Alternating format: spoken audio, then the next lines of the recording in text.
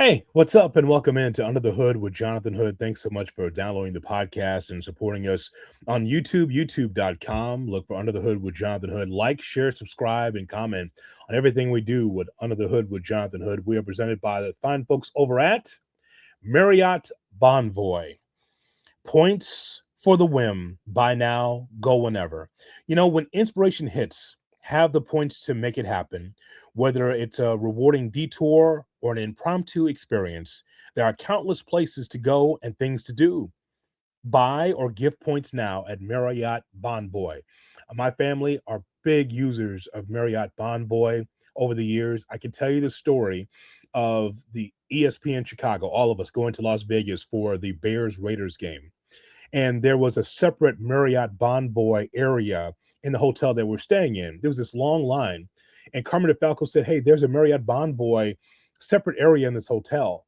We made a beeline. Those of us that are Marriott Bonvoy users, we made a beeline over there, like a whole different area of the hotel. Got in line and boom, right into our rooms. It was so cool and so convenient to be part of Marriott Bonvoy. Make sure that you click the link in the bio of this podcast, and you're right there. You can be able to check out how you can get yourself points or gift points for people for Marriott Bonvoy. Check it out. Make sure you book with my link, Marriott Bonvoy. A great opportunity for you to be able to go places that you didn't think you can go. I mean, all across the country and around the world because of Marriott Bonvoy. We're going to talk to Charles Taylor, my buddy from the CTJ Report.net. We'll get his thoughts about the Bears and the matchup against the Rams.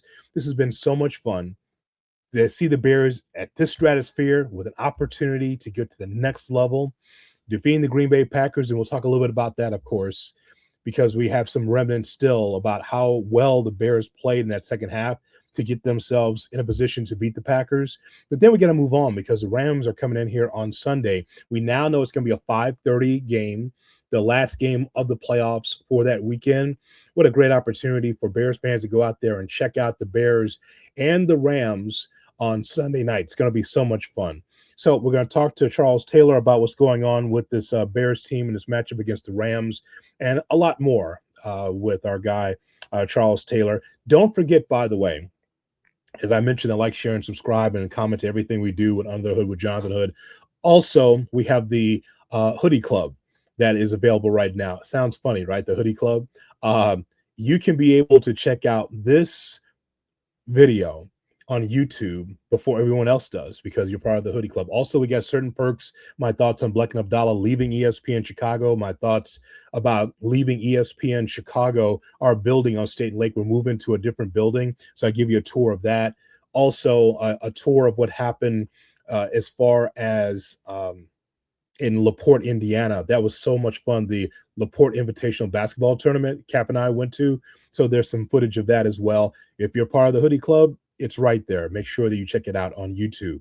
And thanks so much for listening on Spotify, wherever you get your podcast as well. We are growing because of you. So thank you so much for helping us out here on Under the Hood with Jonathan Hood.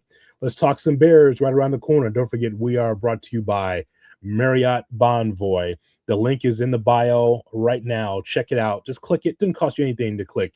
Find out how you can be able to save and get your points or gift points to Marriott Bonvoy.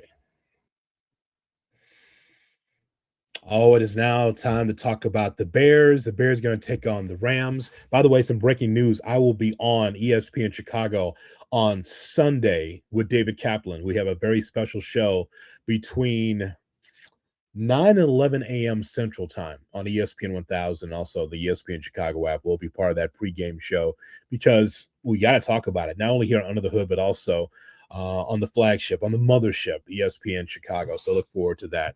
Look forward to talking to Charles Taylor as well. Charles Taylor is our guest here. We're going to give him off of Bulls duty. The CTJReport.net is where you can find Charles Taylor, blogger, and also a resident smart aleck here on Under the Hood with Jonathan Hood. And he joins us here. Charles, thanks for joining us. Jay Hood, how you feeling, sir? Oh, I'm feeling great. I'm feeling great. You know why? Because the Bears are in the playoffs. And the more you and I can talk about the Bears, the less you can complain and bitch about the Bulls. We had to bring you on because, I mean, I can't. We don't have any Bulls conversation to talk about with the Bears, so you need to have your airtime.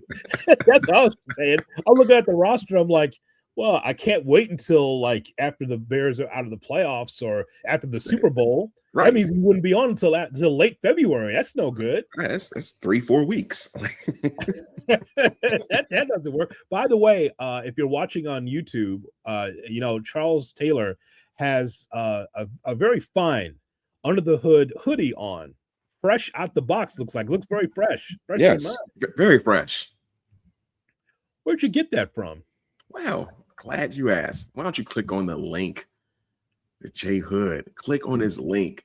The store is right there. You get this merch right here. You see this? This is navy blue. This is my color right here. So I was like, but they got it in black, different colors.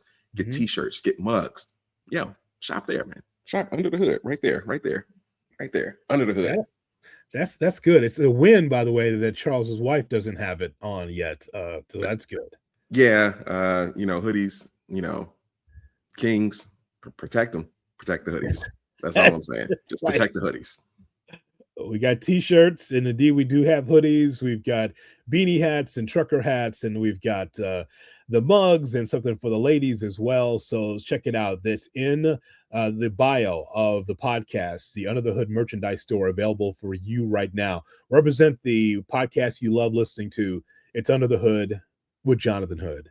Sir, we have not spoken since the end of that game with the Bears against the Packers. We're going to move forward and talk about the Rams, but I just want to get your overall thoughts because, as I said several times now, when people come to me and say, "I can't believe the Bears won that game," my thought is like, "Well, I can believe it because I saw it 6 times previous." But this one here had a lot more juice because of the playoffs, the way the stadium actually shook, and so. It was such a great moment for the Chicago Bears. How did you take it in?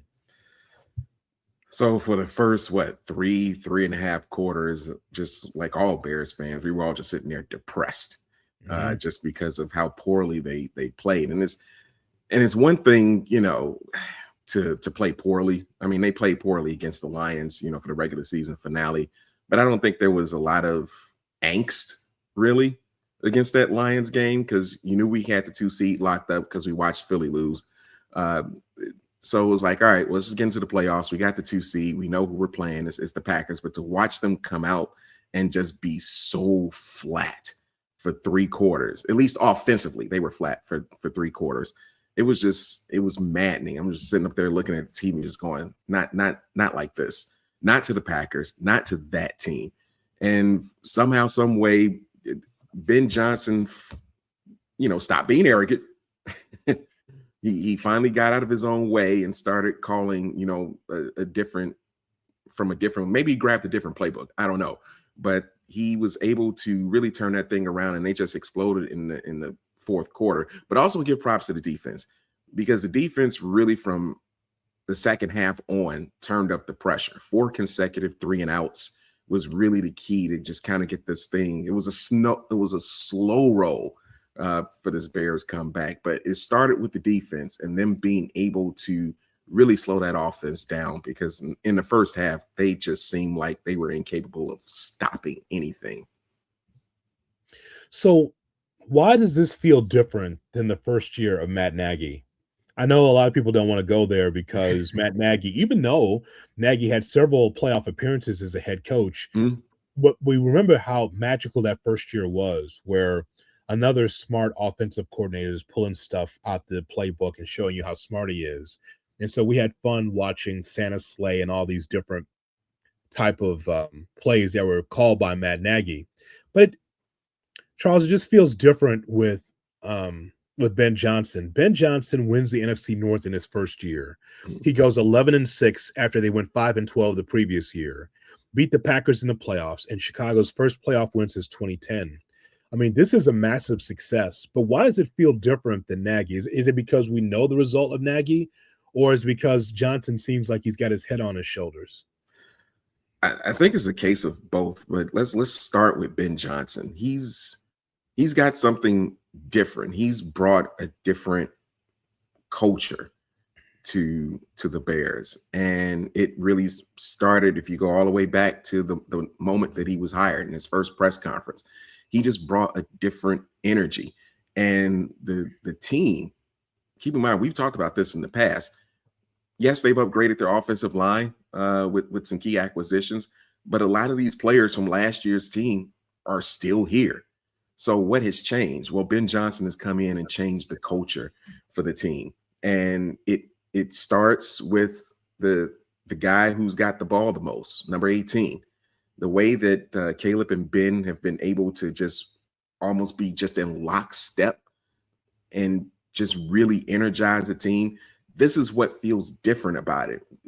Nagy, they had a dominant defense back in 2018, but it was more so of, can this offense score enough? And yeah, Nagy's supposed to be this offensive mind, but can he really, get some drives going? Can we really score some touchdowns when we really need it? We're seeing this with Ben Johnson. They're scoring when they need to. And evidence is that is 25 points in the fourth quarter. They just erupted, touchdown after touchdown after touchdown.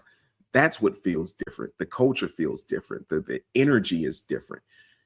This feels like a complete coaching staff that is competent, that knows how to make adjustments on the fly, and knows how to get the best out of the players, regardless of whether they're healthy or they're just playing out there hurt.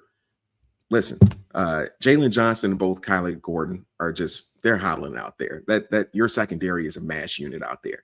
And yet somehow, some way, Dennis Allen and the coaching staff was able to make changes on the defensive side to get them to make plays.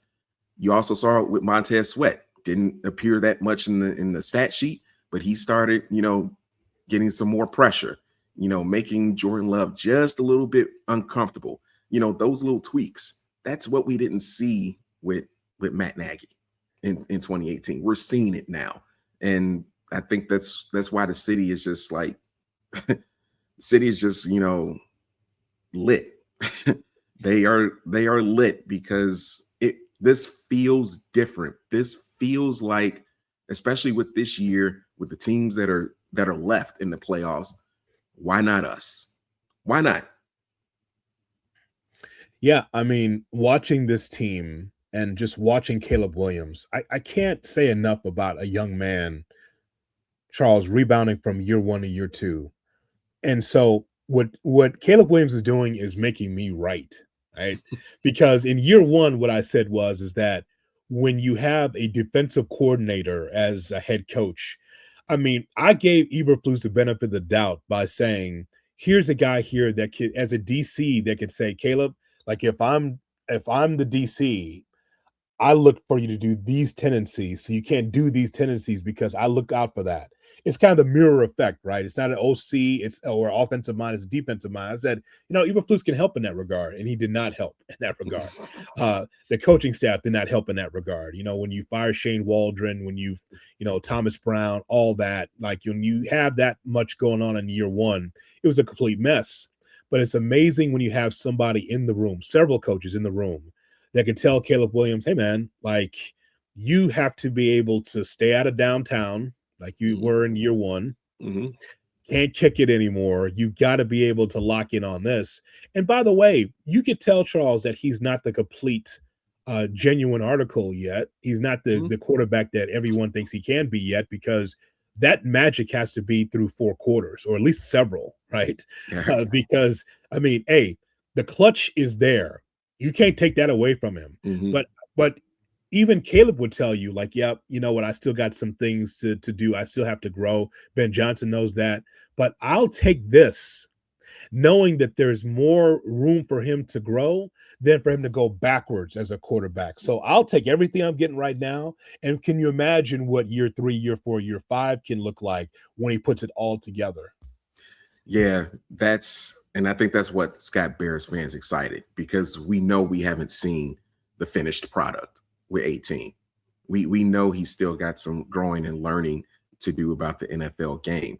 But the things that we are seeing on a week in, week out basis, some of these throws, like there's only one or two other quarterbacks in this league that can make these throws that he's making. That 4th and 8 throw to Rome Odunze, that will be played for decades to come, because it's just one of those throws that you just look and you just go, I can't believe he made that pass. But that's the thing. That's what gets Bears fans excited. Is just we're watching the beginning. You know what this feels like? You and I are old enough to remember this. This feels like 84. Yeah. That's what this feels like. This feels like 84. This feels like if you're a Bulls fan, 89, 90 with the Bulls. You know, even more recent times with the Bears, this feels like the 05 Bears before the 06 Super Bowl run. We're watching something. Now what we want to see is just, can it be sustainable over years? You know, we've gotten this. We've gotten this division title. We've gotten this 2 seed. We've gotten to the divisional round. What happens next, you know, who knows? But by all accounts, this season has been a success. Now let's see what Caleb can do, you know, the following year.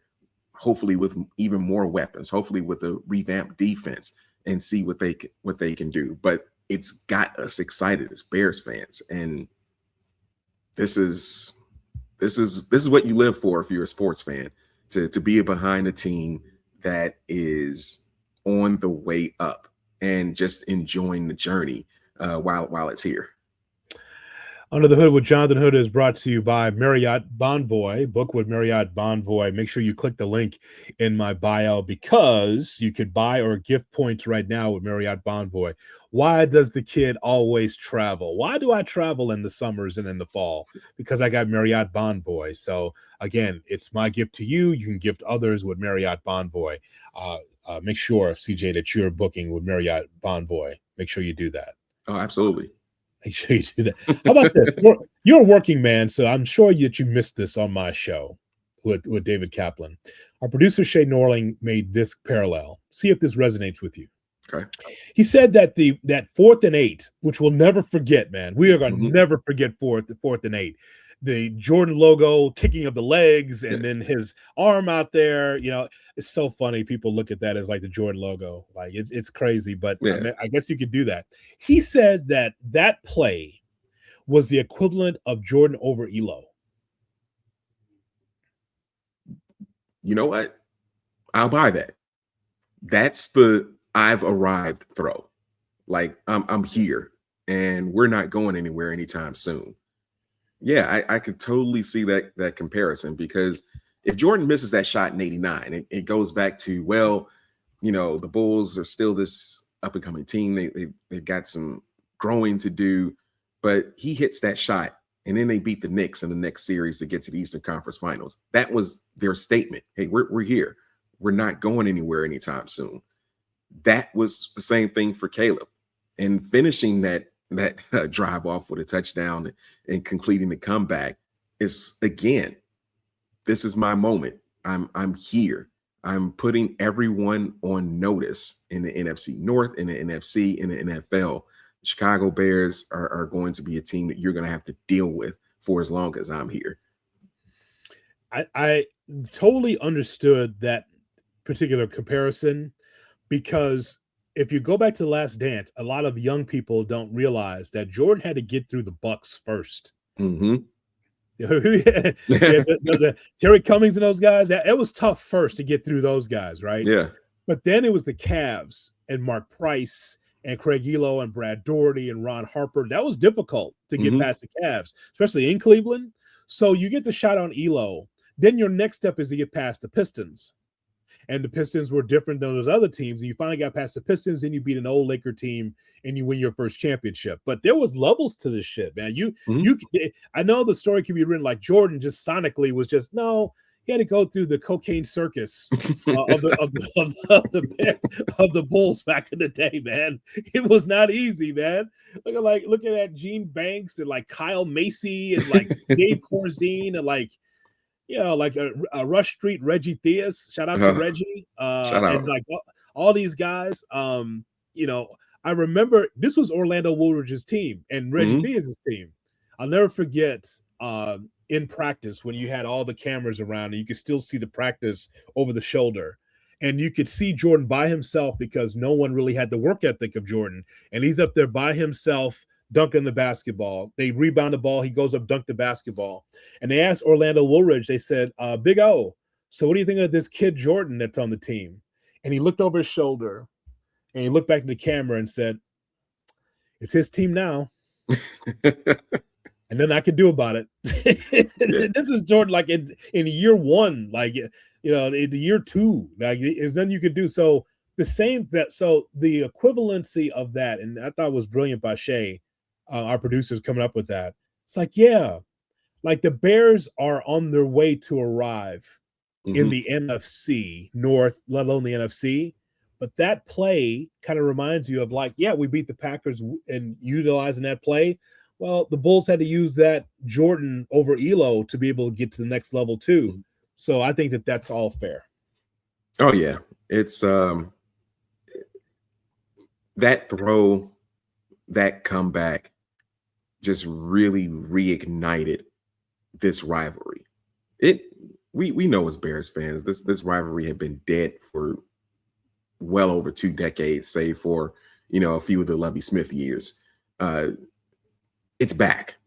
It's back. Packers fans have been put on notice. The Packers have been put on notice that this rivalry is back. And who better to do that than our head coach with his post-game comments, you know, with the team, you know, after the game ends. You know, I didn't have a problem with that. I don't know if you did. No, that was a big topic on Tuesday morning. I led with it this morning. I pushed everybody the way to just go after Dick Vitale and those that have a problem with Ben Johnson saying "fuck the Packers." I just don't understand how we went from a strong sports, healthy rivalry, a good sports hate, to just being AAU soft. I don't know what happened there. Like, and I think that that's the problem, Charles, is like, you know, I understand that athletes work out with one another, NBA players, NFL players. I mean, you could be in an actual rivalry with the team and they work out with one another. They swap jerseys in the NBA and the NFL. Like, I know it's different. Everybody's in the same plane. Everyone's got the same agent. Everyone makes the same money.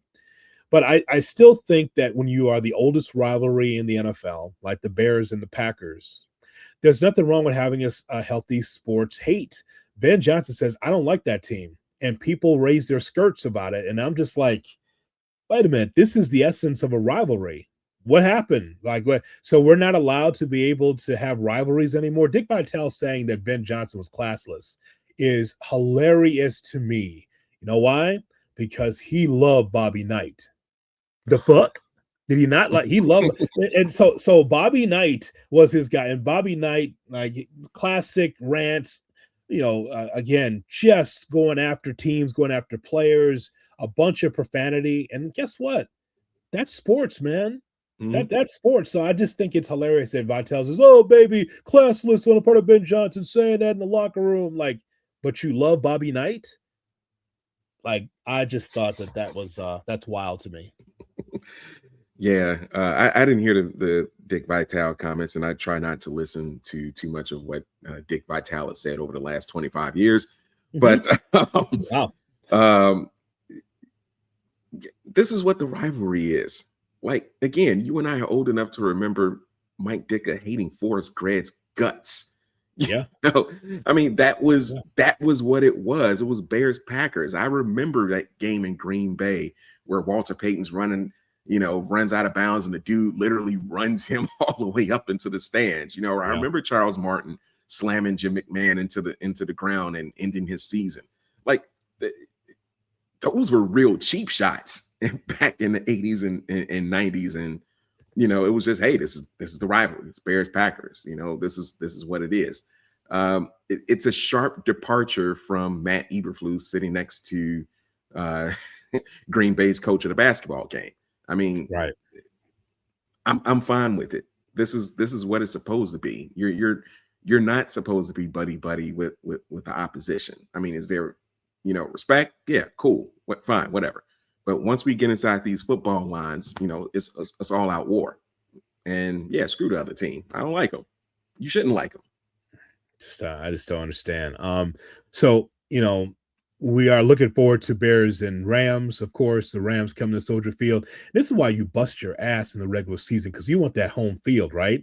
Just everyone is telling me how the building was shaking. Like, we don't get that often with Soldier Field. It shows you how much Bears fans were into that matchup against the Packers, willing the Bears in that fourth quarter to score 25 there and to be able to come back and win the game. So now here come the Rams. Sean McVay, the head coach for the Rams, said that Matthew Stafford has a sprained index finger on his throwing hand. He should be good to go. The temperature should be like around 0, should be pretty cold. So that's going to be a thing. But I look forward to the matchup. Bears are in some places 3-point underdog at the crib, 3.5, as high as I've seen it across some Vegas sports books. But look, as long as there's a heartbeat and there's 4 quarters in a football game, no matter how smart, and McVay's at the top of his game offensively as an offensive coordinator, head coach, hey man, they struggle against Carolina. So I give the Bears more than a puncher's chance here against the Rams coming up on Sunday. What about you? I do too. This game for me will probably be very similar, even with the cold conditions. That's going to be at Soldier Field on Sunday. This game feels eerily similar to that 49er game. I think a lot of points are going to be scored between both of these teams. Both defenses are struggling. The Rams appear to be a bit healthier than our defense. We've got that mash unit for a secondary right now. So it like the 49er game, it could come down to who has the ball last. I just think with both coaches being able to go deep into their bag to draw up plays, I think you're going to see a lot of things out there on the field. I think though, if it comes down to it and who I trust to get a stop, Dennis Allen has shown you over the course of this season, we can get a stop, if you absolutely need to, and he can draw up a scheme or two to be able to get that much needed stop. I think the Bears can do that. It's just going to be, hopefully we won't have to deal with another 21-3 type deficit in this game. And, if it's close in the fourth quarter, if it's a 1-score game in the fourth quarter, I trust Caleb Williams to find a way to get the job done. And I think that's what this is going to come down to. This is going to be a high scoring game. And if you love that 49er game, despite the outcome, I think you're going to love this game between the Bears and the Rams. The injury report as we record this, Charles, is that the Bears placed linebacker TJ Edwards out with a broken fibula, a fractured fibula, and rookie left tackle Ozzie Trapillo sidelined with a ruptured patellar tendon. So they're both out for the season. And on injury reserve ahead of the game, the team activated not Tony Braxton, but Braxton Jones. You make me feel so high. Braxton Jones is back. Remember him? Remember Braxton Jones? I remember that dude. Yeah. Activated from the IR. I didn't even know he's hurt. I just thought he was just dipped. I thought that was a healthy scratch. I mean, I didn't even know. I haven't seen him on my depth charts since September. So then Theo Benedict, Braxton Jones from IR and left tackle Theo Benedict elevated from the practice squad. They got Jalen Reeves-Maybin, who was out there part of the help in the second half defensively for the Bears. I know you're just like, who is Reeves-Maybin? Like, this is who the Bears have been. Just anybody get out there with a Bears uniform and help, right? Yeah. They also signed free agent Nephi Sewell. Is this another Sewell? Yeah, we got two. Noah Sewell? Yeah, we got two now. Oh, my God. The brother of Noah Sewell and Penei Sewell. Okay, so there is some depth issues here, but this whole thing with the Bears has been the next man up mentality. But you're right, though, when we talk about the secondary, listen, they are what they are. But you're right. I will give Coach Allen and that defense a lot of credit in that second half. They held them to 6 points. And I know McManus missed a kick and he also missed an extra kick as well, an extra point. But that defense stiffened in the second half. That's the hope that you see. I know I'm not going to get that for 4 quarters. We don't have much of a pass rush, even though, we saw a great play, by the way, by Sweat at the end of the game, being able to get that arm of Jordan Love to get the ball knocked out of bounds. I think that was cool. Yeah. But I hope that the defense can be able to hold some, because the offense can be dynamic if you give them an opportunity. Yeah, with Matt Stafford, Puka Nacua, the veteran Devontae's there. They have a solid running game, not an explosive running game, but it is solid with Kyron Williams. Listen, they can put up points in a hurry if you let them. And the thing that the Bears defense is really going to be tasked with doing is trying their best to kind of slow them down. That is a Rams team that, if you are not careful, will put up 40 on you quick. Yeah.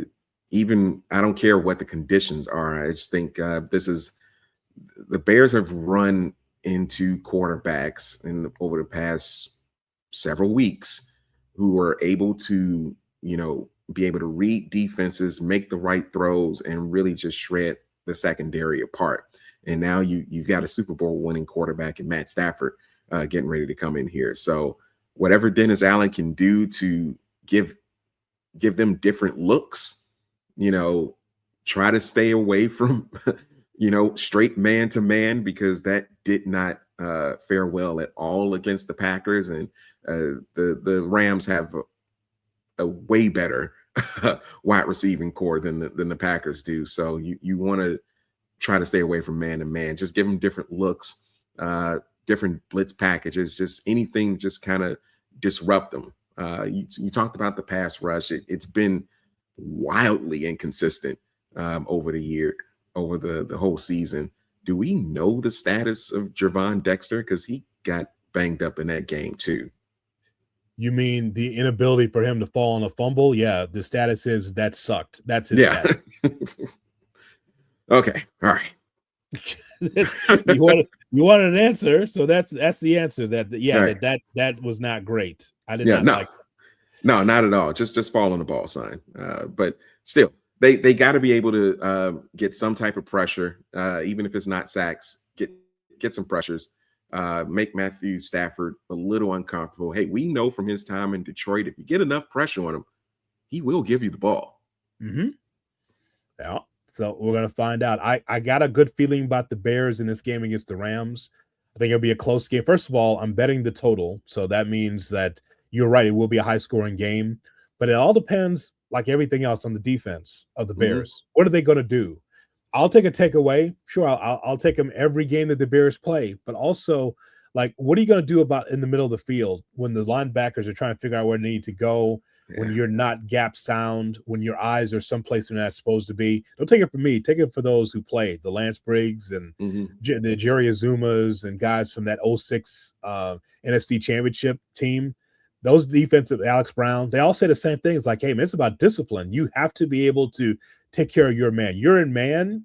You got to take care of your responsibility. There was a mixture of zone in that game as well that I think that kind of confused the Packers, as the Packers were they were just fit to be tied. They just became unglued in that second half. The defense has something to do with it. So I trust the offense at some point to be able to score a bunch of points. The defense has to do their job to make sure that the coach doesn't go for it on 4th and 8, 4th and in your own end, or 4th and 6. Like, that's just nonsense. Yeah. I'll play you and I'll beat your ass in Madden right now, Charles, going 4th and 8. And by the way, they got to implement that the next Madden, right? That has to be a play where it's like, if it's 4th and 8, that Caleb will come through. Like, that's got to be at least once or twice. You can hit that AB, whatever that button is, to get it to Roma Dunze for a first down, because now we know Caleb can do that, right? Yeah, he can make, as he said 3 weeks ago, or when they after they played the Browns, I can make any throw. But back to the defense, though, I do have a concern with TJ Edwards being out in this game. And he's had an up and down season. Part of that has been due to him, being injured. But without him out there, it's really like you talked about the gap protection, staying in your lanes, not you know overrunning lanes and allowing cutbacks, things like that. Those linebackers are going to have to be in lockstep and play their areas. You can't have any slip ups, because if the secondary slips up, your secondary is toast. You can forget about it. They're just going to get burned. So the guys that's left, Edmonds, Jackson, the other guys, the Sewells, they're gonna have to be on their A game for this one. I do have a few other news and notes for you regarding the Chicago Bears. Very quietly, and this is a piece from the Chicago Tribune. Don't know if you see that. I Roger do. Goodell. Roger Goodell slipped into town over the weekend. And the story from the Chicago Tribune, this also is a story from Fox 32's Paris Schutz. And I like Paris Schutz a lot. And the reason why is because he's old school City Hall, a guy that's on the beat. Watch that channel, man. There's some good stuff that's going on there. It's like the way they used to cover Mayor Washington back in the day, like the way City Hall used to be. Yeah. With Ed Verdoliak standing on the table, cussing out Harold. That it's good stuff. But I saw his report and I read that the NFL Commissioner Roger Goodell joined top Chicago Bears officials to tour potential new stadium sites before the team's stunning playoff win against the Green Bay Packers, a source familiar with the situation. So they went to Arlington Heights, did Kevin Warren, Bears officials, Roger Goodell, to take a look at the Arlington Heights piece. And then they went to Northwest Indiana. Now, I don't know if Roger Goodell's ever been in Gary, but I think that's where they were looking at the old steel mills to take a look, see what's going on there, right? So my reaction is, and it's going to stay this way, like the Chicago Bears cannot be in Indiana. I was just in LaPorte, Indiana for the LaPorte basketball tournament, Charles, and the mayor of LaPorte, some of the dignitaries there are licking their chops. They're like, yeah, bring the Bears, because they know that means dollar signs for save Indiana, right? But I'm here to tell you, the Chicago Bears are not the Chicago Bears if they're playing in the state of Indiana. Like this state's so big, like you could put this anywhere, but New York, New Jersey, however the Giants and the Jets fans reconcile that their teams play in New Jersey, all good for them. But around here, the Bears have to play in the state of Illinois. If it's Arlington Heights, you bought the land, all good. You don't have any place in Chinatown or Bronzeville or like anywhere else to put it. You can't put it on the east side. You don't want to do that in Chicago, fine. But Charles, you cannot put this in Indiana. You can't do it because that's not the Chicago Bears then. No, I think this is and I know Kevin Warren's, just trying to, turn over every rock he can and see what type of sweet deal that he can get from either the state of Illinois or the state of Indiana. But I just think at the end of the day, they're in Arlington Heights. You don't buy the land. You don't rip up the old Arlington Heights race course. You don't do all of that without a plan. And kudos to Kevin Warren for trying to see what else he can get. Whether they could have stayed downtown or whether you can go to Northwest Indiana or whatever. But at the end of the day, they're gonna break ground in Arlington Heights. It makes zero sense to have the Bears in the state of Indiana. None. And listen, will people go out there? Yes, it's the Bears. They're gonna do it because it's their team. But the team belongs in Illinois.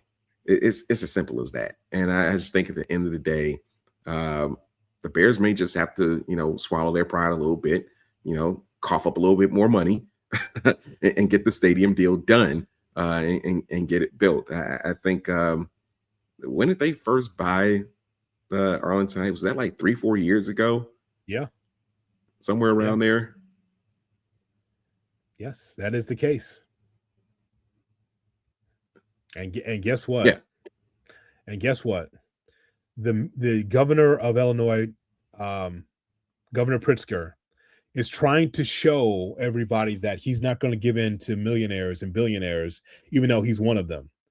because this man's going to try to run for office. He's going to try to run for president, I think, at some point.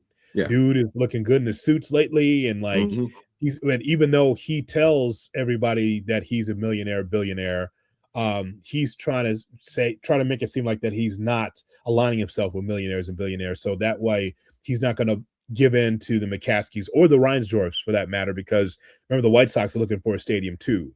Yeah. So, I mean, it's a nice political play, but I think that Kevin Warren has to hit the reset button and be like, look, all right, let's start over, because, Pritzker said he's not talking about this Bears Stadium in the legislature in 2026.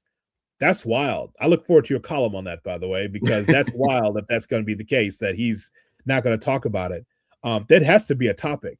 You've got to be, if you are the Bears in the state of Illinois, you've got to be able to do something here. And I know that people that are watching in the state of Indiana, because we get this on ESPN Chicago, what's wrong with Indiana? Like, there's nothing wrong with Indiana, but you have the Colts. Okay, that's you have your team, the Colts, and the Chicago Bears are a team that should be in the Chicagoland area. They've got to figure it out. Kevin Warren came in here and was like, "Oh, I took care of I built the stadium for the Vikings. Twin Cities politics is just fine." Like, dude, he had no idea what he's running into with the red tape in this state, and there's a lot of it. We grew up with it. We know what it is. He didn't know what it is when he first got here. So, but he's learning now. That's for sure.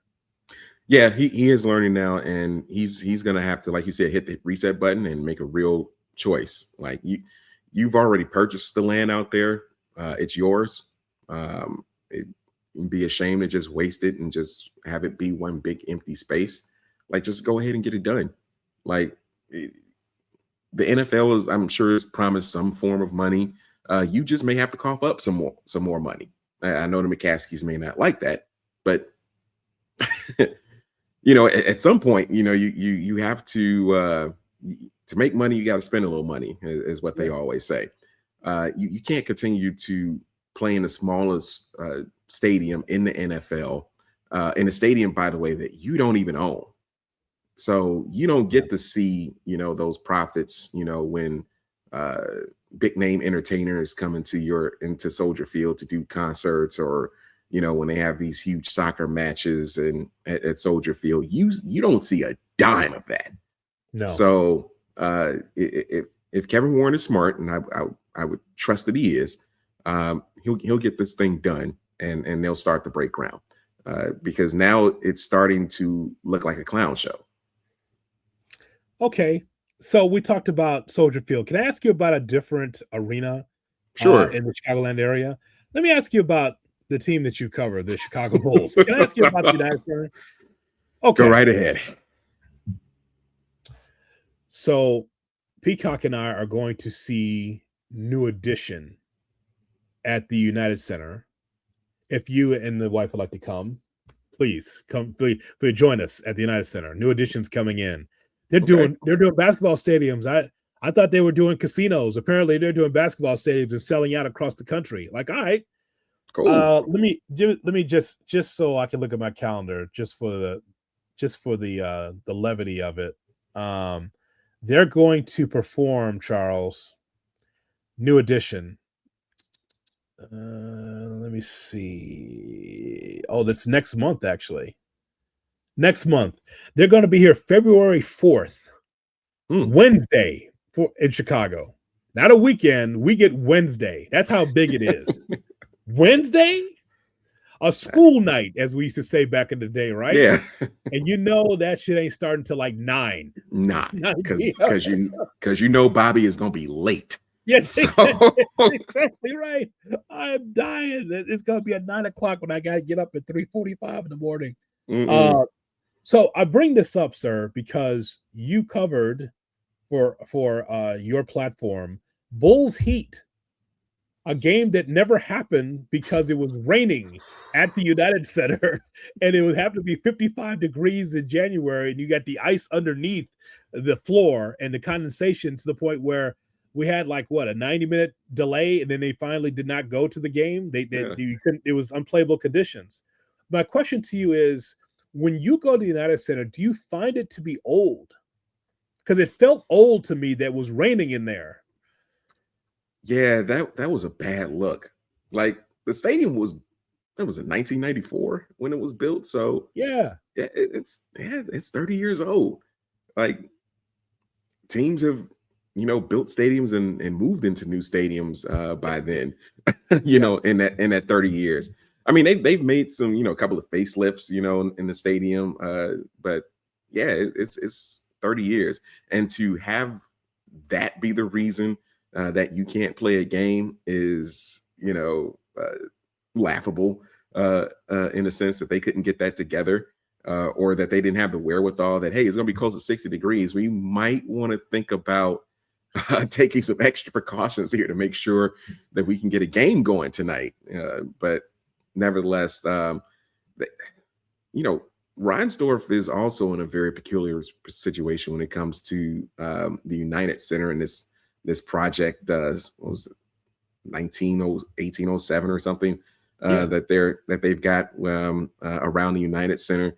I'm hoping that part of that project is like a facelift, a real facelift for the United Center, because like how much longer are you going to be in that particular stadium playing games like that? It's been 30 years. You're gonna have to make some adjustments. You're gonna have to make some things to keep it modern, because much like the Bears, playing in a Soldier Field that's really outdated.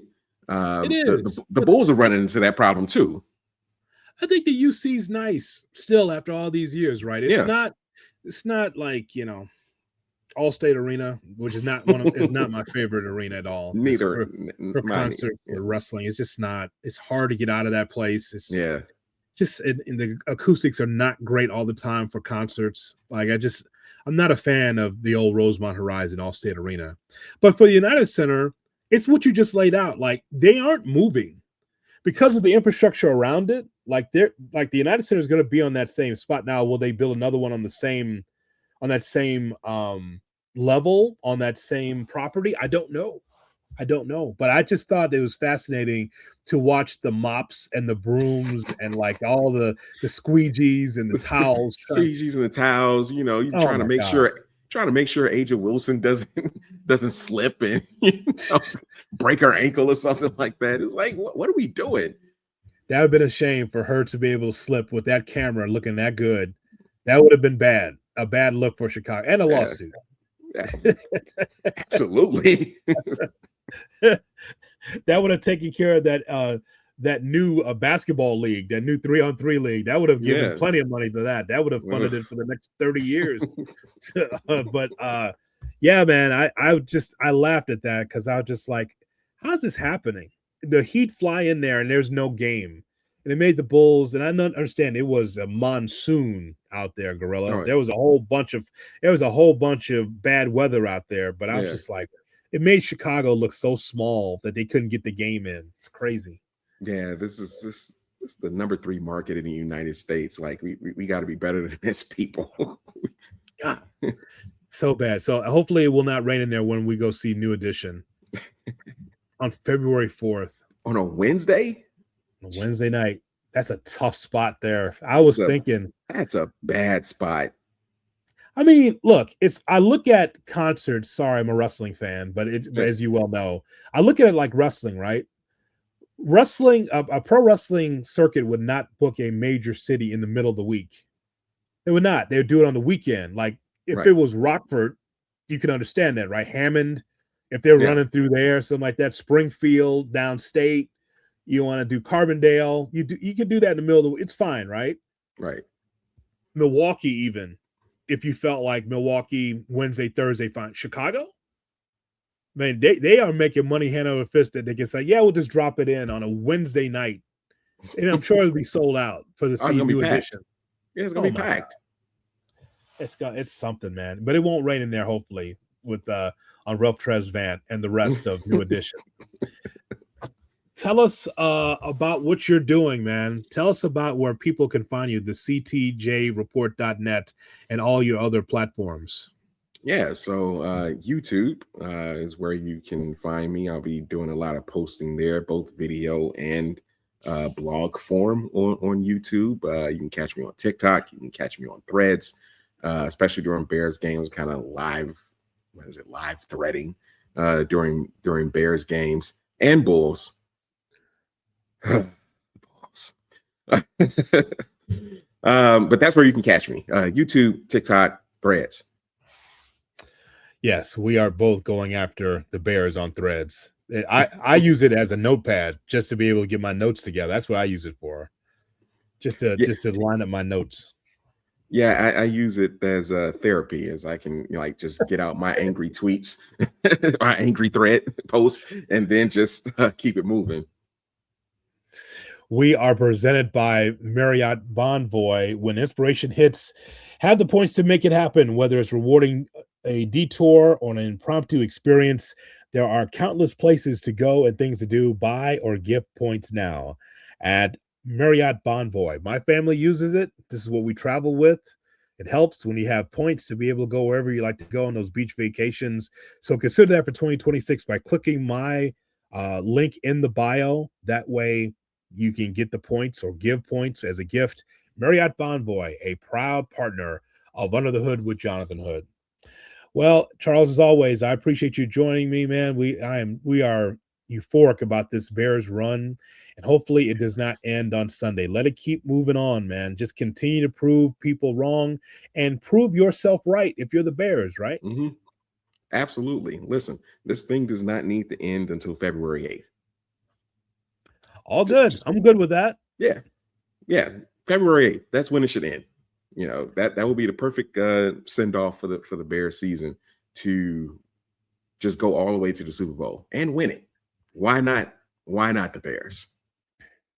I checked my calendar. I'm available in February for that, for a Super Bowl. I'm available. Nice. I think we all will, based on how this season's gone for Ben Johnson. That's right. Yeah, absolutely. All right. For Charles Taylor, it's Jonathan Hood. Thanks so much for checking out Under the Hood with Jonathan Hood. We got so much more as we get you ready for the Bears and the Rams. Appreciate you checking out the links, and make sure you like, share, and subscribe and comment to this video and all the videos we have for Under the Hood with Jonathan Hood. For Charles, I'm Jay Hood. So long, everybody.